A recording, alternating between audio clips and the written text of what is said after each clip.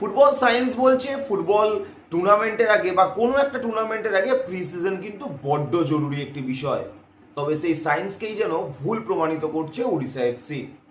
প্রথম ম্যাচে নিজেদের ঘরের মাঠে ইন্টার কাশিকে আটকে দেওয়ার পর আজ নিজেদের ঘরের মাঠে চেন্নাইয়ান এফসিকে 1-1 গোলে আটকে দিল ওড়িশা এফসি।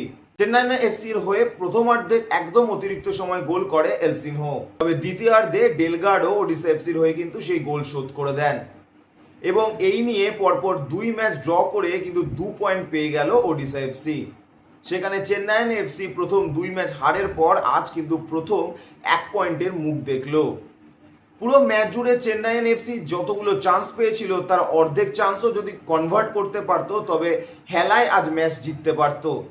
তবে ওড়িশা এফসির গোলকিপার অমরিন্দর আর চেন্নাই এফসি এর গোল মিস, এই দুই মিলিয়েই কিন্তু ম্যাচ হলো ড্র এবং 1-1 পয়েন্ট ভাগ করে নিল দুই দল।